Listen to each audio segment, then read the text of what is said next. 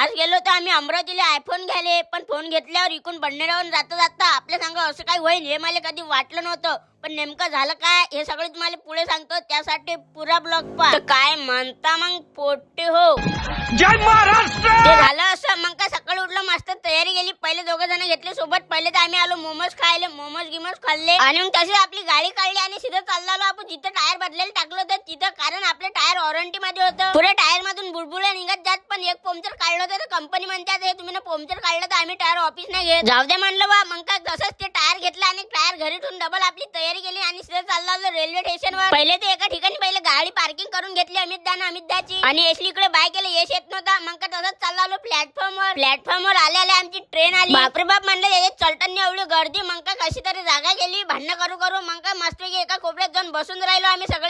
पण आम्ही एवढे डेंजर एकाने तिकीट नव्हतं काढलं. तसंच चाललो आलो भाऊ बंडनेरा. त्याच्यात जागा बी घेतली भांडणं करू ते जाऊ द्या. मग काय मस्तपैकी बंडनेरात पोहोचलो. एक चांगला ऑटो केला आणि ऑटो आला दहा पण आपल्या वैगेस होता काही विषय नाही म्हणे. मग काय दानं मस्तपैकी आरामशीर सोडून दिलं आम्हाला अमरावतीत मोबाईल मार्केट मध्ये. मग काय ते आले पहिले तर आलो आम्ही आयफोन वाले पाशी दहा. ते आले तर भिडलो आम्ही सगळे फोन पाहिले कोणतं चांगलं आहे कोणतं नाही. मग काय तेवढ्याच दाना चहा आणला, चहा घेतला. तसं तर तुम्हाला माहिती आहे कुठेच तुमचा भाऊ फुकट तर सोडत नाही. चहा तर कुठेच ना सोडत. चहा तर आपलं सर्वात फेवरेट आहे. मग काय मोबाईल घेतला आणि मग काय आता तेवढ्याच लागलं होते आम्हाला भूक. मग काय निघालो आता आम्ही नाश्ता करायला. फुल ताकदनं नाश्ता केला. मग काय एक ऑटोवाला पकडला. मग काय आमची ट्रेन बी लागली होती. ऑटोवाल्याला म्हटलं चालव काका लवकर सोडून द्या आमची ट्रेन हुकून जाईल. 10 मिनिटात तर ती पोहोचा लागत. मग काय काकाने घेतली बा 440 पिढणं. पण काकाने स्टेशनवर तर सोडलं पण प्लॅटफॉर्मवर जाऊन पाहिजे तर ट्रेन लागेल होती. मग काय निघालो ना आम्ही पयत. ट्रेनच्या खालून वरून कूदून गेलो आम्ही प्लॅटफॉर्मवर. पण ते झालं असं सगळे बसले ते ट्रेन मध्ये. पण तुमचा भाऊ एकटाच राहिलता. पण तेवढ्यातच आपला भाऊ उतरला एक जण तोच की म्हणजे आपला वैभवदा पवार. मग काय आम्ही दोघं जण एक दुसरी डबल ट्रेन होती 5 मिनिटांना त्याच्यात भेटले ना भाऊ कौस्तुभ भाऊ. काय विषय म्हणलं काय ना कॉलेज मधून घरी चाललो. मग काय तसंच आम्ही तिघं जण चर्चा करत गोष्ट करत चाललो आलो भाऊ अकोला. मग काय पण ते तर आपल्या पहिले ट्रेन मध्ये बसले होते तरी ते अकोल्यात पोहोचलो नव्हते. त्याच्या संग काय स्कॅम झाला हे मी तुम्हाला पुढच्या व्हिडिओ मध्ये सांगतो. त्यासाठी मला आताच फॉलो करून घ्या. भेटू मग आता पुढच्या ब्लॉग मध्ये. तत्पर्यंत